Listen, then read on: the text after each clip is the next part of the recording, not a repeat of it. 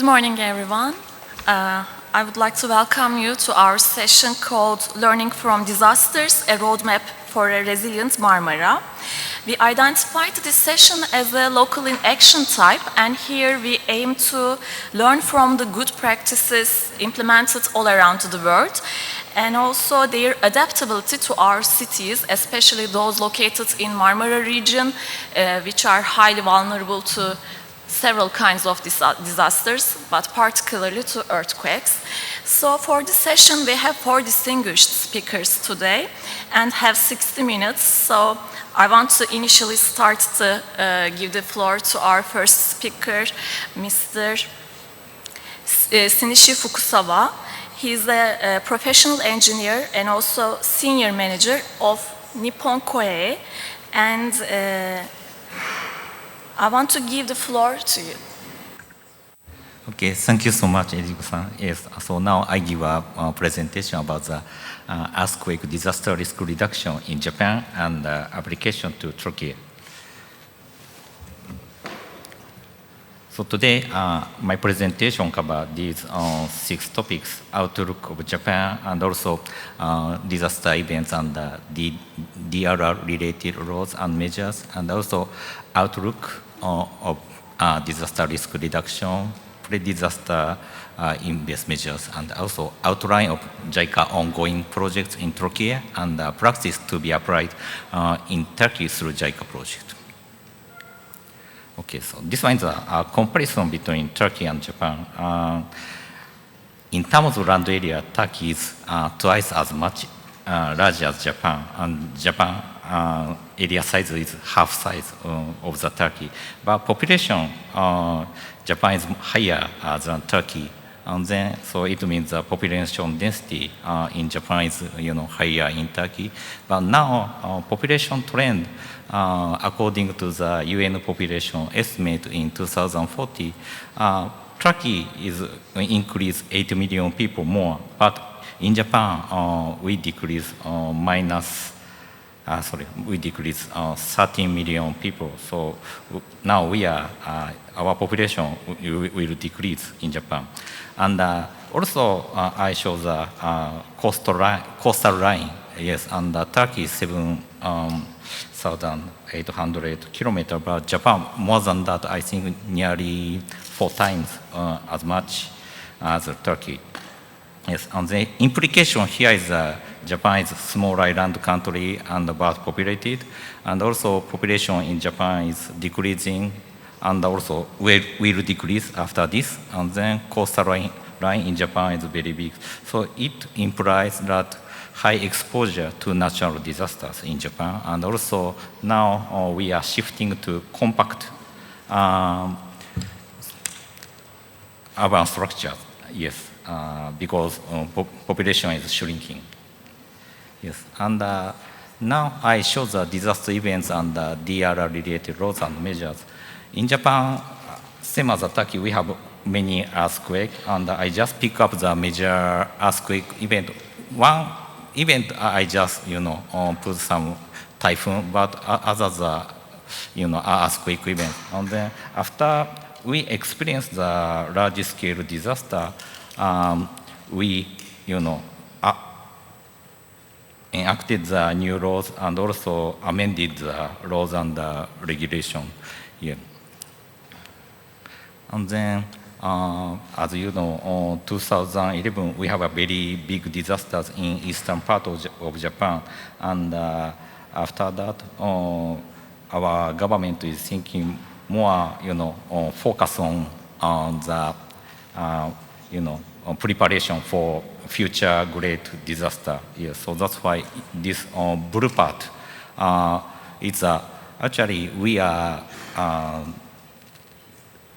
thinking. Actually, there are 2 earthquakes. One is the Nankai trough, and the second one is Tokyo. This earthquake not happen yet, but we are estimating someday it will, happen. So that's why now we enacted the new law to prepare for the future coming earthquake disasters.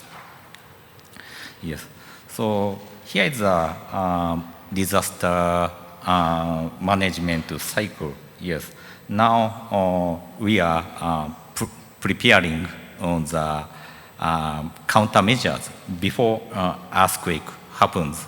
Yes. So now our Japanese government is preparing to invest the countermeasures taken before earthquake occurs. Yes, and probably I think Marmara region is also need to prepare before the earthquake. And but like Marash or Hatay, other areas are already after the response or recovery stage. Yes, but for Marmara region now, and also some areas in Japan are now like this green path prevention stage. Yes, so that's why I think investment to the preparation for this stage is important. Yes. And then these are some approaches, and we are divided three categories: planning and pre-disaster investment, and public awareness and education. So we have some approaches, and then we also have countermeasures the right-hand side. Yes, but today my presentation would like to focus on the pre-disaster investment. Yes, and so this one is the middle part. From B1, B2, B3, B4. That one is, I'd like to explain concrete measure. Yes. One is the urban transformation for realizing the resilient district. Probably I think Turkey has the same idea, and original before the,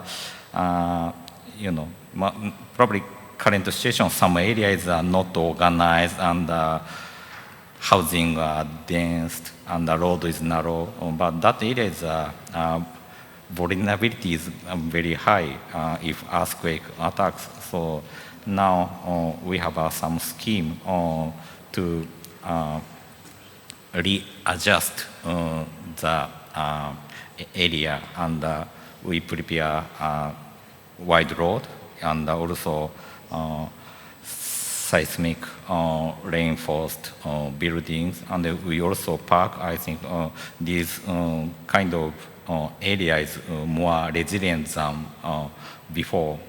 Before is very populated, and no park, and narrow road. Okay. And another measure is not urban planning, but it's some infrastructure measures, mainly for water pipes. Yes.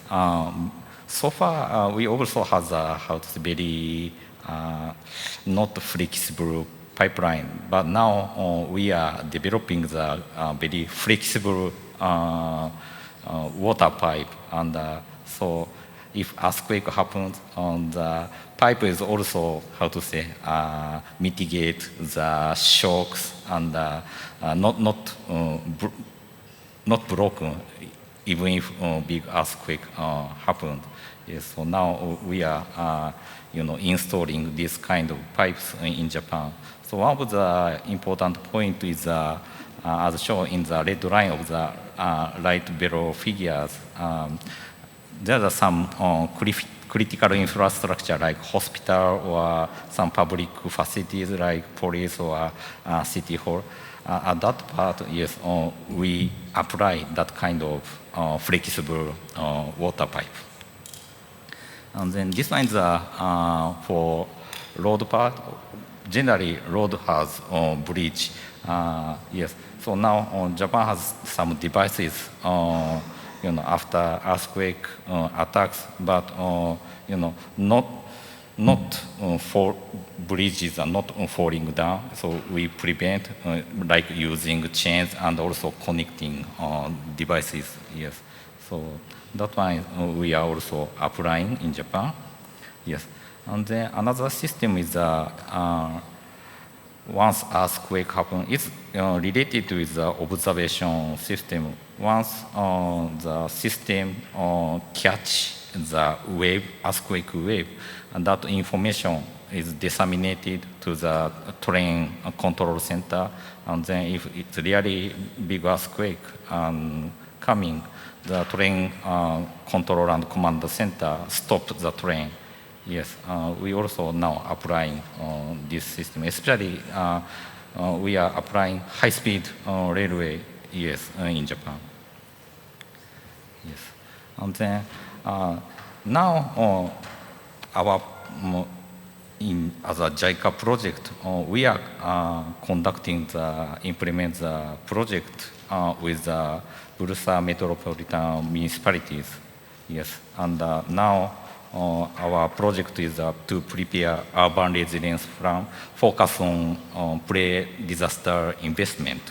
Yes, and there are three outputs. One output is the understanding of the risk, so we conduct the disaster risk analysis, yes, assessment. And then output two, we prepare the urban resilience plan, considering the pre-disaster investment, yes. And also output three, we apply the countermeasures of the urban resilience plan to other plans in municipalities. Yeah. Also, other local disaster management plan like IRAP by AFAD. Yes, so that's what now we are doing in Bursa.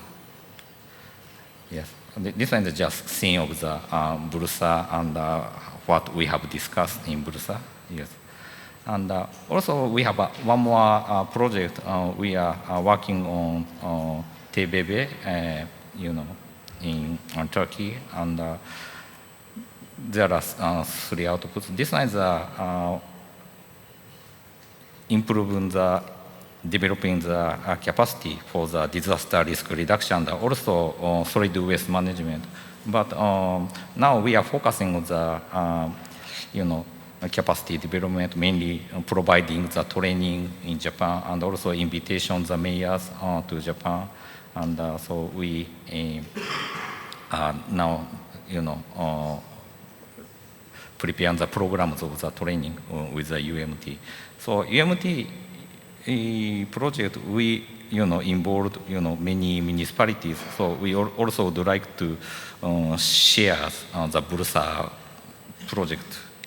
In the TBB project, yes, to disseminate the Bursa experience in the nationwide in Turkey. Okay, so this is the final slide. And important note, actually today I didn't explain about tsunami, but tsunami is also caused by earthquake. Earthquake triggers tsunami sometimes.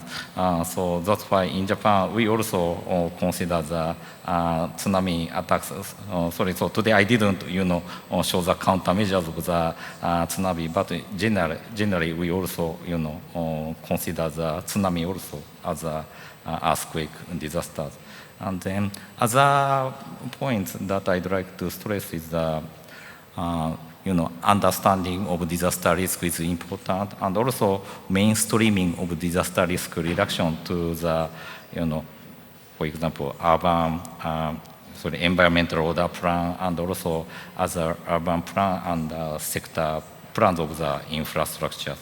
Yes, and also pre-disaster investment. I repeated many times.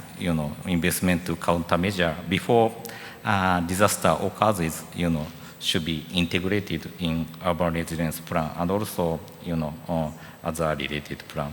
And then final point, I think discussion and the coordination among the concerned stakeholders very important. So that's why I'm very happy and honored to be here and to deliver the presentation and join the discussion. So thank you so much. Thank you very much for sharing your experience in Japan and also your efforts applied in Turkey. It is interesting to see that we have almost a similar legislative structure to approach the readjustment or regeneration projects, but also we have the difference in the consequences of disasters. So at this point, I want to ask Funda, what are the main challenges to approach the disaster resilience thinking in our local plans? Mrs. Funda Atun is a city planner and also working as an assistant professor at University of Twente, Netherlands. The floor is yours. Thank you very much, Ezgi. And I would like to also thank to the first speaker because he already set the scene for me and explained to you the importance of preparedness. So how does this work?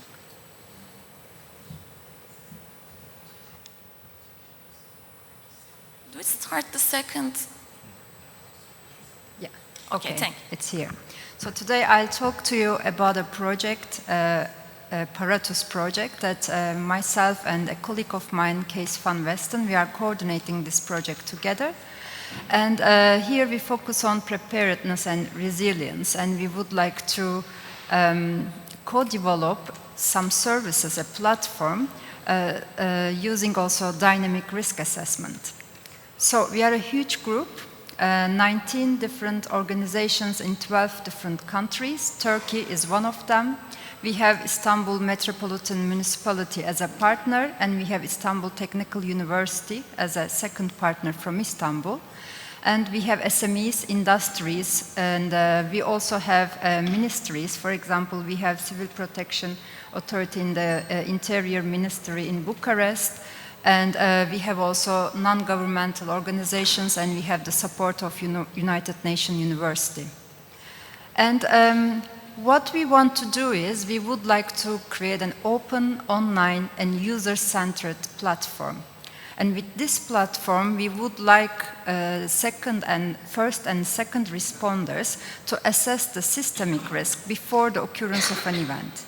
Yesterday, I attended some talks, and there they mentioned how chaotic the situation is, and you deal with chaos with a chaotic management, because you cannot, during crisis, you cannot define strategies. It's not the moment to define the strategies. Those strategies should be defined before the occurrence of an event. And there are some challenges to achieve such a platform, and then I would like to share with you those challenges and also what kind of solution we foresee. And, but before that, because this is a local authorities forum, I would like to also highlight the significance of this platform for local authorities. You all know, and I also heard yesterday, that it is a very dynamic, very flexible environment, but the solutions that we provide, the plans, they are static. It's not that we don't have plans, we have the plans, they are good plans, but the reality is different than the plans. If you, also in Japan, if you study the plans, if you study then what happened after the earthquake, then you see a mismatch between the plan and the reality, because we provide static solutions for a flexible environment, which doesn't sound natural. And also, this happens because it is very challenging to take into account these continuous changes, rapid changes in the drivers of risk, and also, this causes us to underestimate the risk. And so we would like to support authorities with a more adequate and efficient, for them to decide on more adequate and efficient policies. And we would like to influence positively the risk environment. And the first challenge is dynamic and interactive conditions. So, and the global trends, they change our cities. And so there is a socio-economic development, disadvantaged groups, we have refugees, we see this movement of people, the use of territory changes, the maintenance degree changes, and also the historical assets. So everything changes, but we have a one static plan. So how can we support a platform that can help us to make strategies to understand those changes? But when we look at the current databases, we see that they are for single hazard. We have very good tools, but they are for single hazards. They focus on direct impact. They don't focus the interaction of hazards and also interaction of elements in the city, and we cannot see the risk pathways from root causes to the resulting conditions. So we need to really look back to understand those trends and how they have impact. And we use 3 different methods: forensic analysis, disaster databases, and we also use remote sensing monitoring of the cities. And the second challenge is the abstract information. How many of you can understand this graph? But you receive this, especially people in the municipalities, you receive these reports and they ask you, oh, this is the situation, climate is changing, okay, please take decisions. How they can change, take a decision looking at this graph? So first of all, it is abstract. It doesn't include any information about the local characteristics. So you don't know how, when will these changes happen, where. And also it doesn't respond to key stakeholders' perspective. Each stakeholder has a different perspective, different resources, different needs. And it is not possible to connect also the complexity of decision-making processes. You are from different governmental authorities. All of you know how difficult or how complex the decision-making processes are. So, we need to look ahead. First we understand, learn from the past, a little bit like be able to understand future trends, and then we need to assess this multi-hazard, multi-sector impact chains to be able to define some scenarios. And this can only be done by other stakeholders by co-developing those scenarios, because each organization has limited knowledge. We need to bring them together. So co-development is the key of Paratus project. But the questions are do we need to be event-specific, sector-specific, how to describe, how to quantify? These are the challenges that we deal, and we organize lots of workshops with stakeholders and to decide these things together and to co-develop together the platform. And when it comes to co-development, co-design, there are other challenges, we have risk scenarios, but this doesn't mean that having these scenarios automatically lead to better informed decision making. So therefore we need to do something together with stakeholders and to adapt to the changes. And we have some simulation games we are developing at the moment, and climate narratives, and so like augmented reality.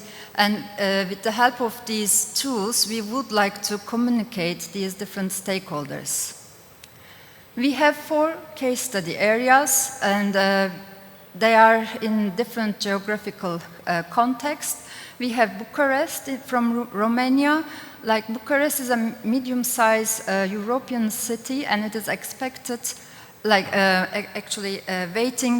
we can say waiting for its major disaster, like many other European cities.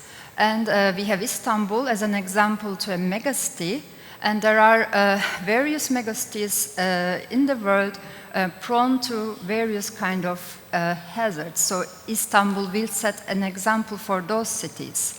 And we have Caribbean islands, because whatever is happening now there will happen in the shores of Europe in the future.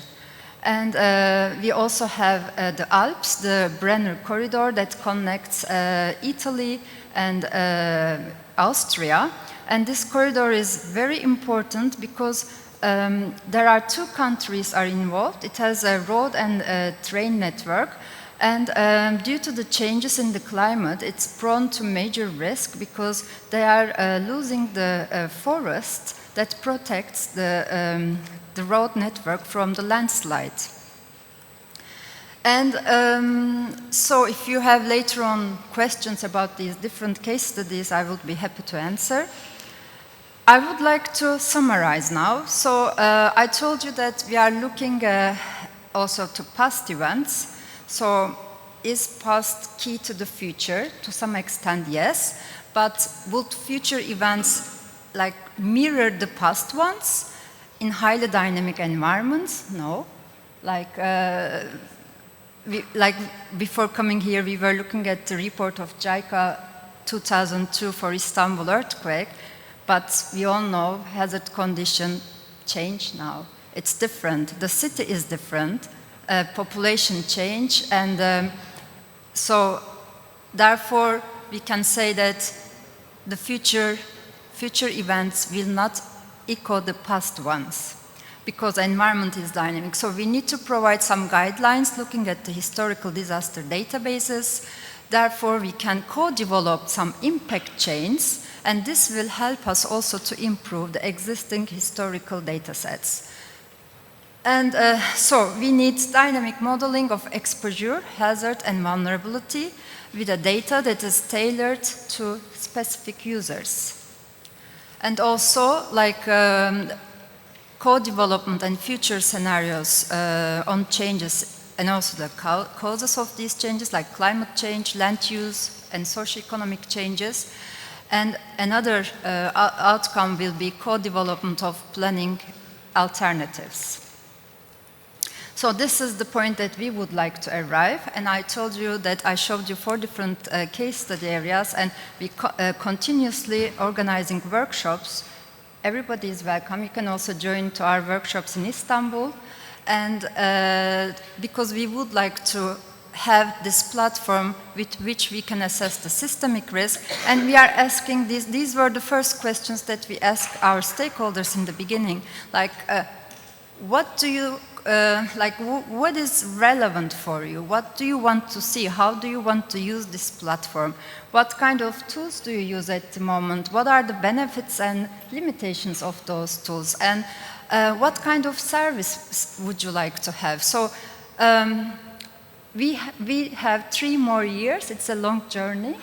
And with the help of stakeholders, our aim is to arrive at this final point. But we also have some impact, policy impact, because this project will help to improve the technical policy measures, and it helps us to build a community. We have stakeholder hubs. I'm not sure whether you know about the CERIS network. So inside CERIS, we have a stakeholder hub, and this also helps like we have been attending the CERIS network events with other projects and also stakeholders, but we have CMINE. So in CMINE, we have this stakeholder hub is established, and it is possible to join. It's an online platform. And we would like to also have a less fragmented technological landscape, because having various tools not connected actually doesn't help. And so, as I said, you can join us. You can join our stakeholder hubs by registering our newsletter, or also this is the QR code of our website. So thank you very much. We thank you for sharing your research findings and also research invitation, and for presenting such a framework about the risk reduction, risk assessment issues into our local plans and policies. So now I want to draw the discussion to our local context and turn to the Turkish cases, and to see how our capability we have. So, Mr. Faruk Göksu, I want to give the floor to you, but first let me introduce you. Mr. Faruk Göksu is an urban planner, and also has some numerous consultancies conducted in several cities and public and private sectors. So, how do you conceptualize the risks of Marmara region?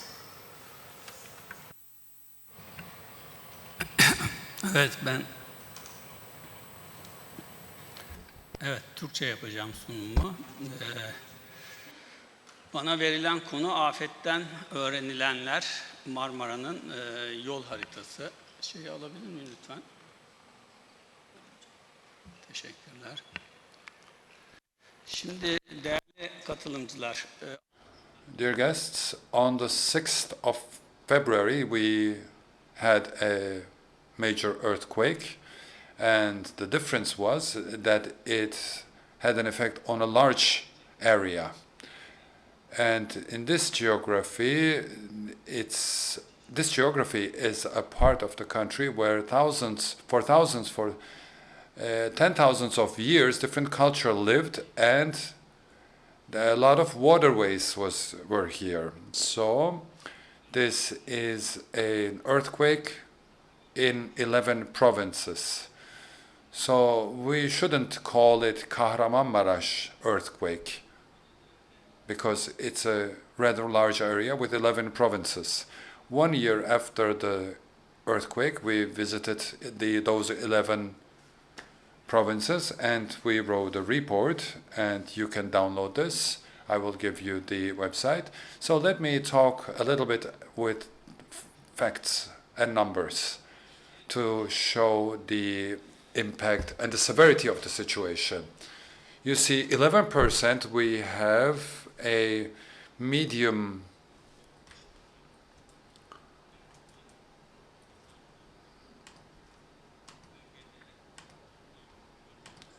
you can see the numbers here.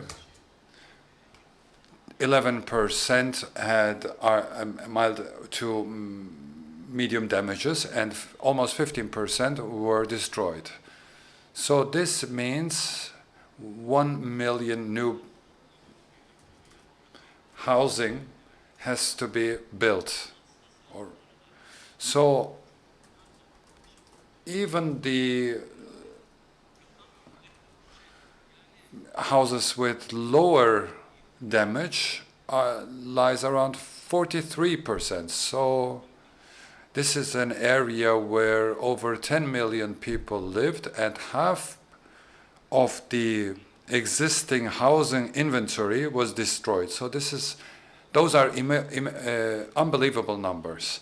So the urbanization policies, the mistakes we already did, we have to put everything in consideration when we see these numbers. So 4 provinces are most important here. Almost 70% of Antakya is destroyed. 40% of Adıyaman is destroyed. Kahramanmaraş is one of the provinces which were severely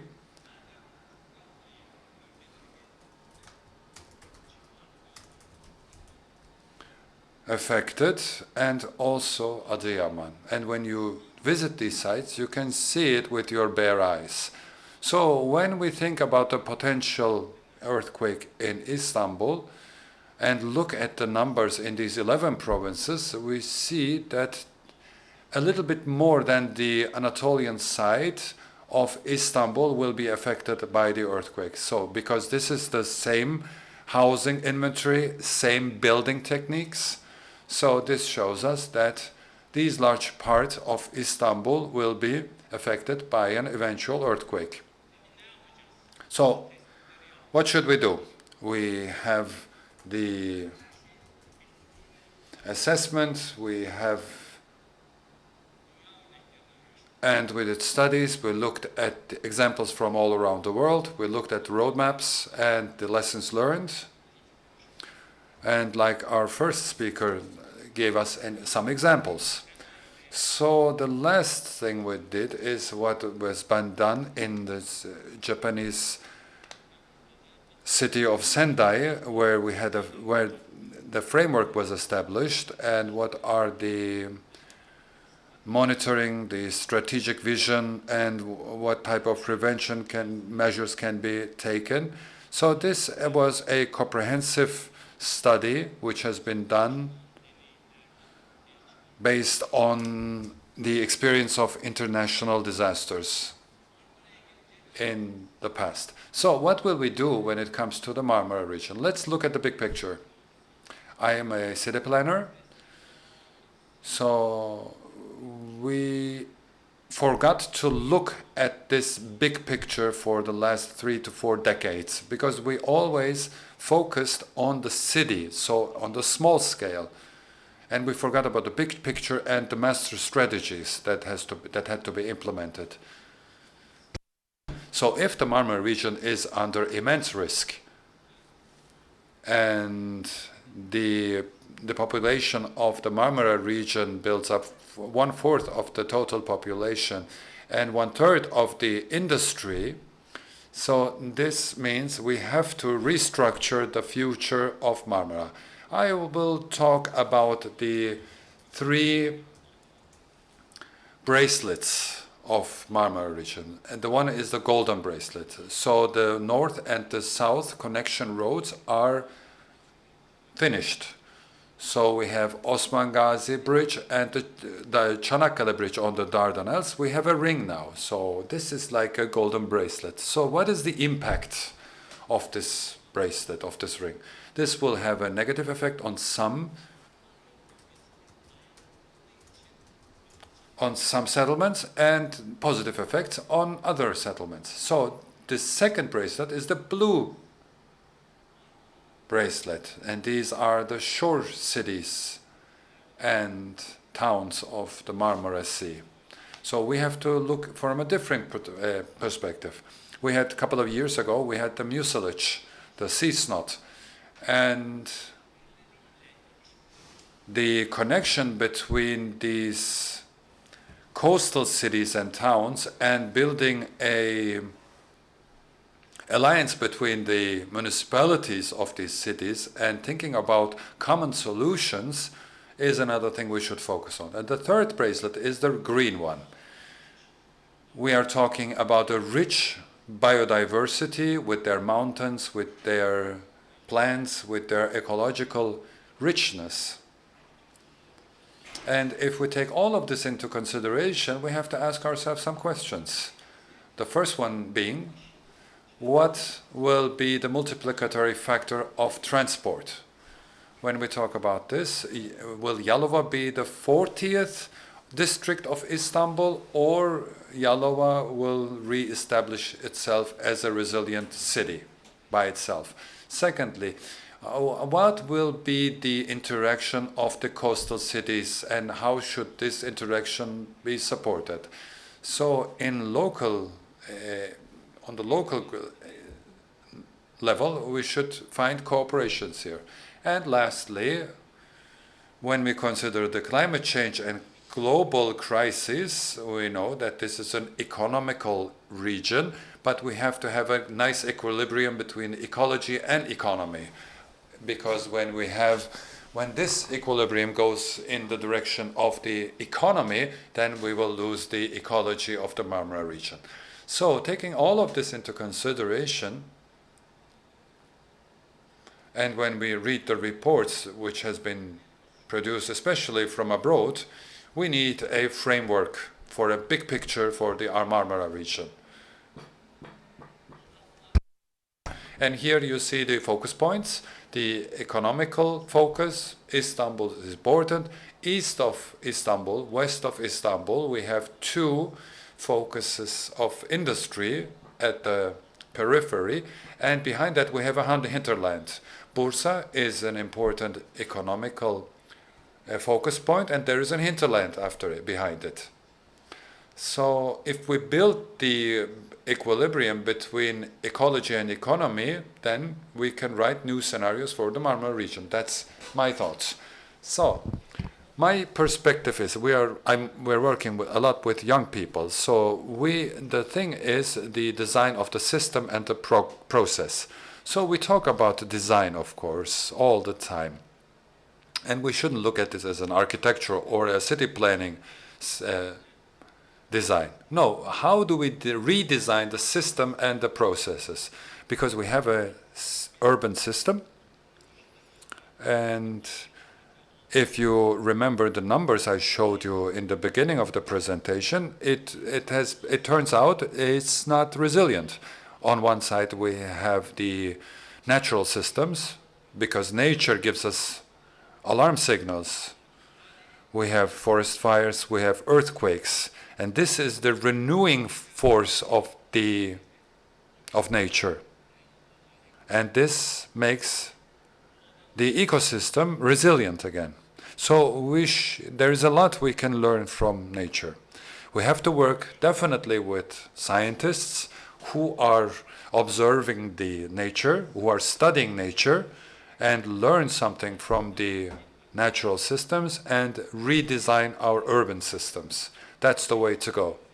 And processes is important here, of course, because it has to be explored. How can we have an explorative and an inclusive process? How can we integrate different stakeholders like politicians and other actors into this system? Of course, we are talking about life on the right-hand side and on space on the left-hand side. In these earthquake areas, new cities are designed. And we're looking, it's always architectural designs based on existing master plans, existing city structures. So lastly, I want to add, if we want to make Marmara a resilient region, or if we want to design the Marmara region with this notion I just talked about, we have to have these 10 principles and 4 priorities. We had a huge solidarity between the official institutions and the private sector. But these institutional successes has to be structurized. Otherwise, it's not efficient enough. So we need something which works interdisciplinary or in form of cooperation. We have to develop our capacity to work together. The second important thing is we forgot to write stories, because we're doing we're doing housing planning, not city planning. In the new century, we have to include the new generation and write new stories. The Marmara, what is the mission of the Marmara region for Türkiye in the future? We have to discuss this with the young generation, because the United Nations put goals for 2030, and 2030 is just next week. So we have new goals for 2050, and in 2050 these young people here will be 40 years old, or in their 40s. So we have to take the expectation of the new generation, of the young generation, into consideration. So about 6, I want to say something. We have to integrate blue and green. What I mean by that is we have to transform the blue and red lines of the nature, bring them together in the Marmara region. Because there are 2 colors in the Marmara region which are dominant, blue and green. We have to integrate this with blue and green economies, and this will open up new doors for a lot of scenarios. And lastly, the 10th principle is how to build something better. Not the existing, the destroyed ones to rebuild, not to rebuild with the same material, with the same thinking, no, with the new ideas and with the new generation. How can we develop the better ones? So therefore we need 4 priorities. The first one is we should always have the global crisis in mind. We had the COVID crisis. When you see this only as a health problem, you think, okay, this has passed. No, this gave us different messages. We have to rearrange our health system, reorganize. Yes, we had disasters, we had earthquake. No, that's not enough. You have to redesign your urbanization processes.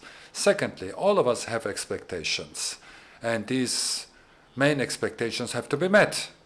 But the capacity of our planet is exhausted. The existing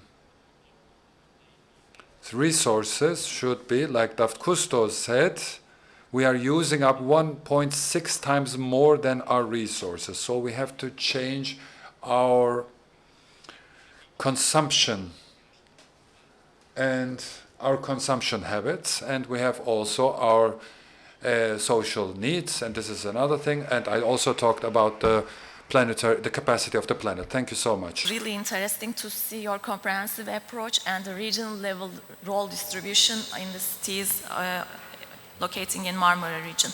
And finally, I want to leave the floor to Mrs. Burçak Başbuğ Erkan. She's a professor of statistics and disaster management and working in Middle East Technical University, Ankara. So, Professor Başbuğ, which issues do you need to consider in developing such a roadmap for our vulnerable cities?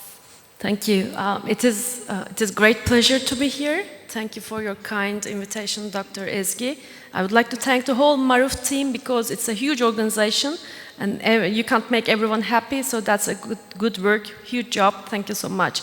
I listened to the previous session from 9:30 to our session, and now from the previous speakers, like it's a great way of learning. I have only one slide. I'm going to talk on this slide, if you allow me, please.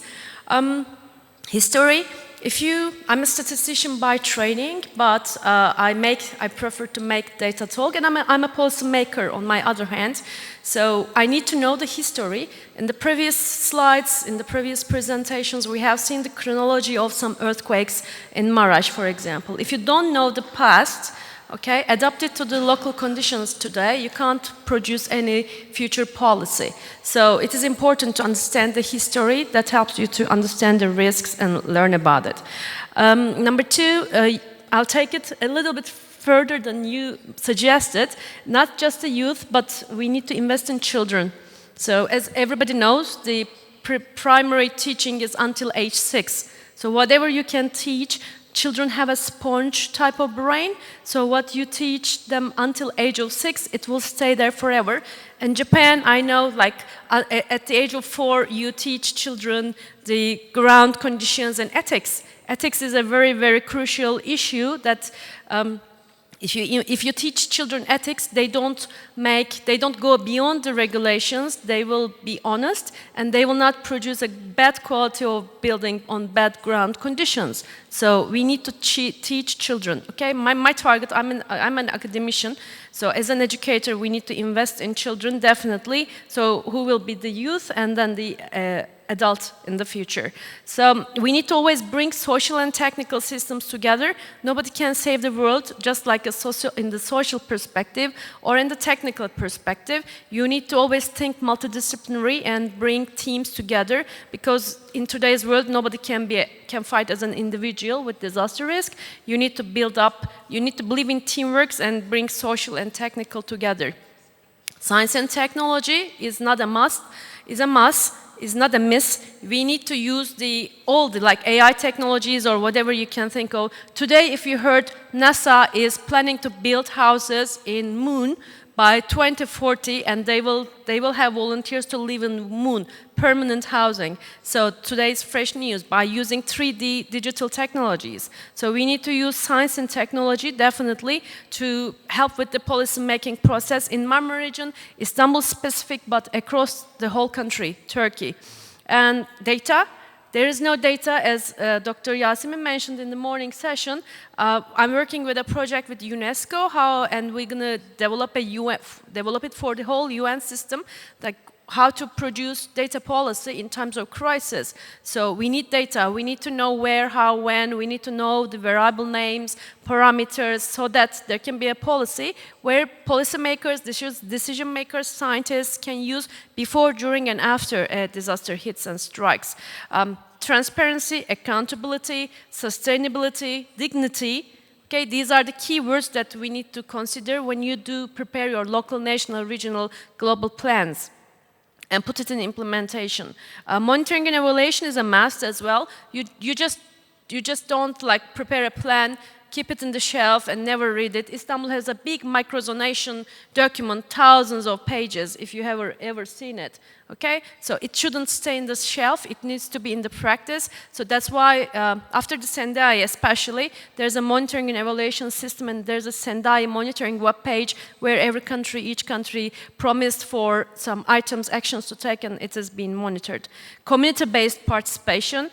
Everything at the end of the day we need to do it on the community-based needs assessment, because disasters are best managed and prevented at the local level. I live in Ankara, I can't go and interfere the system in one city, for example, because I am not a local in one. I don't know the risks and hazards living in one as a local one person. So we need to have the community-based participation. It's a must. If you think it as a flower, it is the core of all the activities you need to take. And volunteers, when you talk about community, I don't know if the MAG still exists, a neighborhood volunteer system.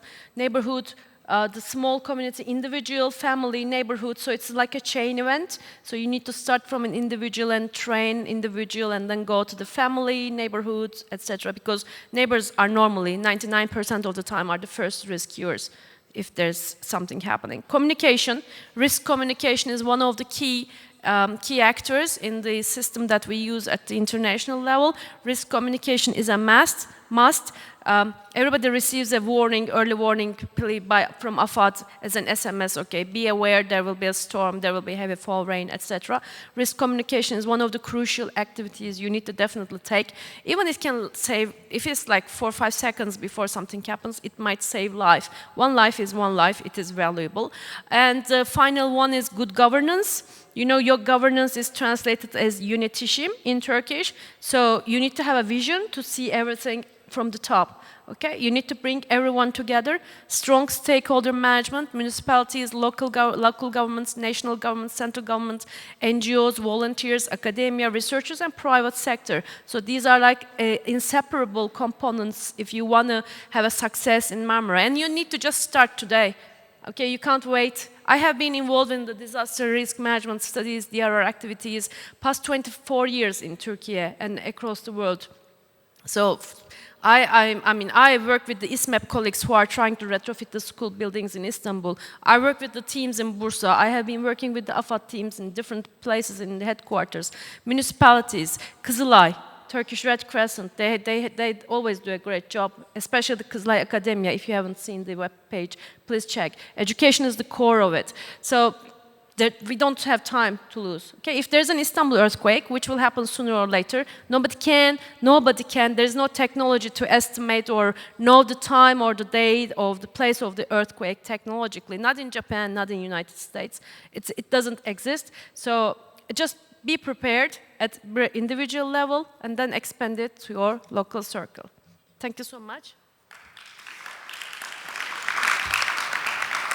Thanks for reminding and clarifying the points on risk governance and especially your emphasis on children. And before ending up our session, we have some more time for questions. So I want to turn to our audiences and ask if there is any questions to our speakers. Yes, please.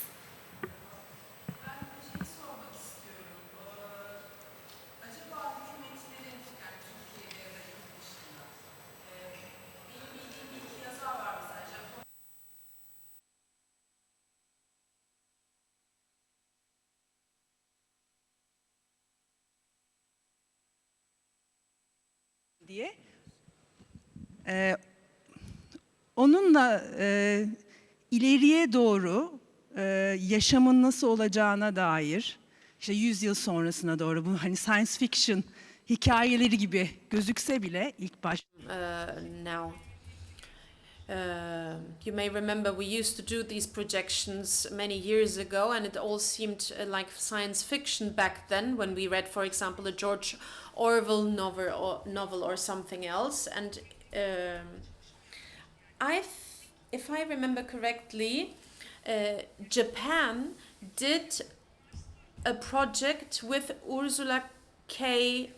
Le Guin, and they are storytellers, and it used to be very beneficial for the country, if I'm not mistaken, and if memory serves. So why not engage in such a project? You may ask yourself the question, what is an author supposed to do with the government of a country, for example? It seems odd at first glance, but since these authors are storytellers and very imaginative in their way of thinking, they might be better apt at foreseeing the future or forecasting what's ahead.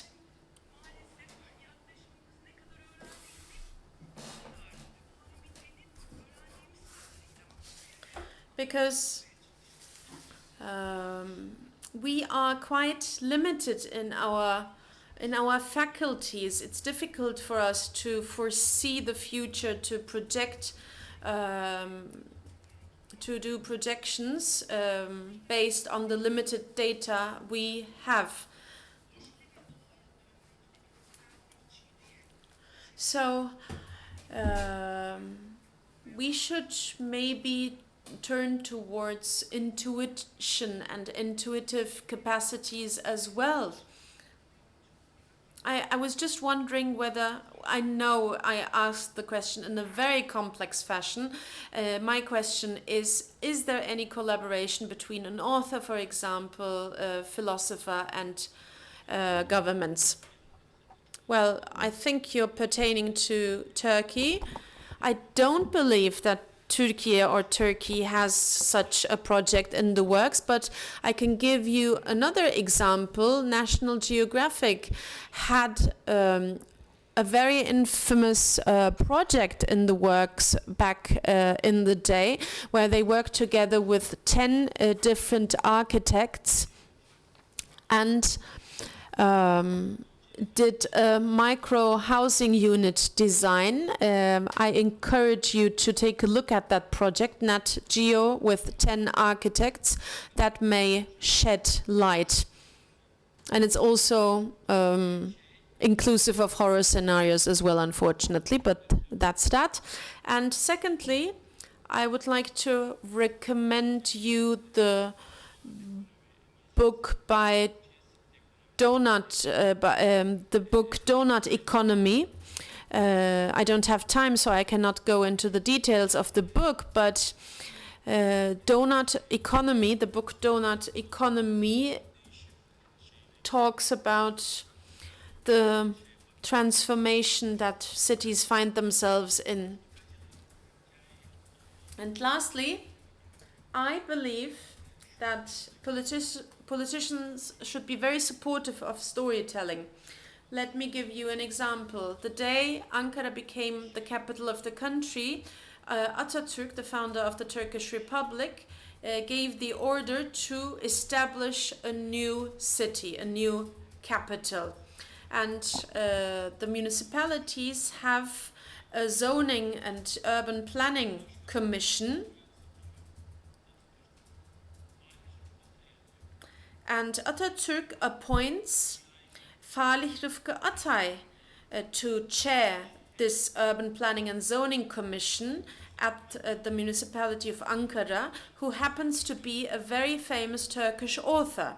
This is very important. This is a prime example of such a collaboration that you were alluding to, and everybody should take note and an example. For example, Orhan Pamuk, why not may appoint him to such a commission, for example? What I'm trying to say is I'm very hopeful when it comes to our youth, because I know that they're quite imaginative and innovative. They do know how to dream and tell stories. And politicians need to get inspired by the young. Definitely. Thank you very much for this point you were alluding to. We have examples as such in the Netherlands pertaining to the climate. Storytelling in the context of the climate. Because reading stories is one of the best tools to learn. Right now we are at a caricature phase of it. It needs to be further developed. We're working together with respective centers in the Netherlands under the auspices of our Paratus project. We started English, we continue in Turkish, but it's not a problem because there is simultaneous interpretation. Unfortunately, I cannot hear the gentleman and what he's saying or asking because he does not use a mic. and cannot interpret, therefore. No mic, no interpretation.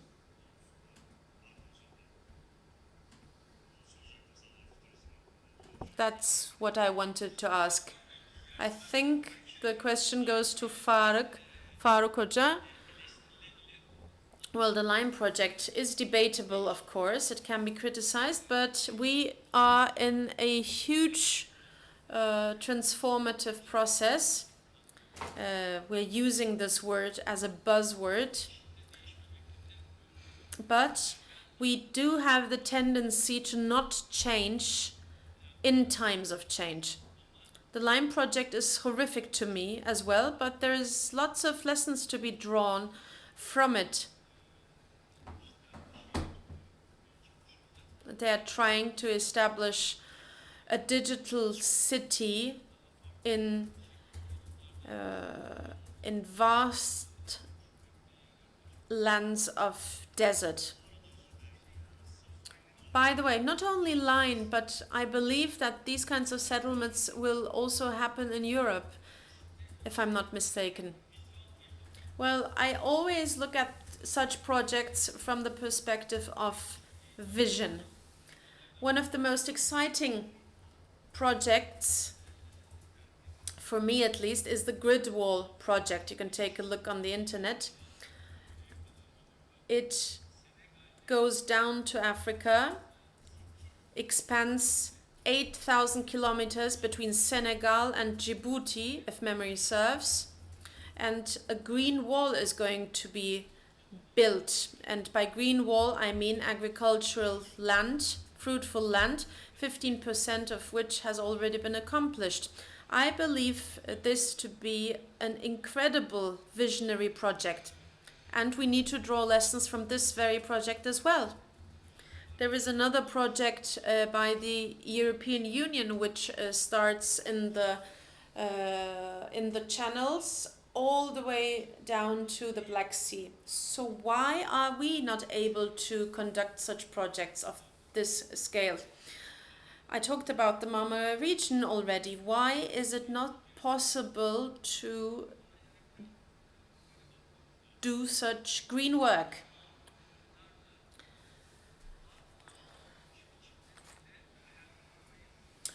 We cannot imagine the future and dream about the future with existing ways of behavior.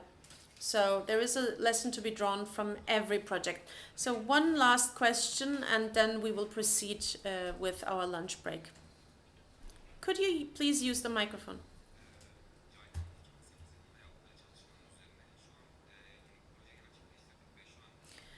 We are currently involved in a new project, and we foresee that 2,000 buildings in Istanbul have to be demolished within the framework of our disaster risk management. And the earthquake we are talking about will affect the entire region of Marmara, so concentrating only on Istanbul is not is a futile endeavor in my eyes, and we should definitely concentrate on the entire country.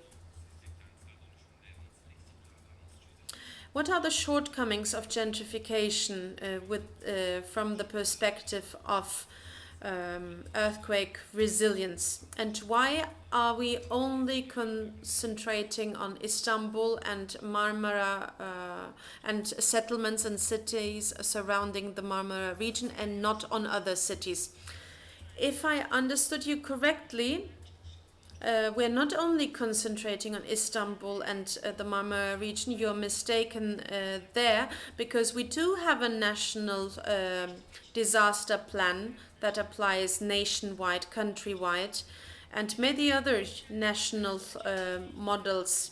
And every model is subject to change, because you said yourself it's dynamic. It has to be dynamic. Nothing stays the same and is shaped according to different needs and requirements on that very day. So I will be going to Kastamonu University beginning of next week, and we will be talking about the region of Kastamonu on that day. And they do various work, different kinds of work, different stakeholders and shareholders are involved, storytelling projects, physicians, doctors, etc. Everybody is involved, so it's not only Istanbul and Marmara. Maybe the distinguished professor would like to answer this first part of the question. Thank you very much. The question is regarding the why the focusing on Marmara region, right? Yes, and I think probably so far national disaster risk assessment probably because the economy and also many properties are skewed to the Marmara region. So I think that is one of the reasons that so far many plan and investment is focused on Marmara region. But I think the disaster in February, disaster is occurred in the southeastern part of the Turkey, and so now everybody, including our Japanese experts, but also probably many Turkish international society also, yes, everywhere in Turkey there's a disaster risk. So I think as Professor said, now the plan is focused on the national level. Yes, so that's why in my presentation I show two projects. One is the Bursa project, but second one is the kind of capacity development project for local authority in Turkey. And that project we disseminate the disaster risk reduction skills to the nationwide. Yes, so now in JICA project, first we are focusing on the Bursa, but we disseminate that kind of project experience to Bursa. But as she mentioned, now city is dynamic and changing, so that one is one of the very big challenge for us. Yes, that's all. Thank you very much. For your reply. Aslında süremizi çok aştığımız için çok da daha fazla böyle bir soru cevap kısmını yavaş yavaş toparlayalım ve belki arada devam ederiz diye önermek istiyorum sizlere. Dinlediğiniz için, katıldığınız için çok teşekkür ederim. Hem bütün konuşmacılarımıza hem de sizlere katıldığınız için.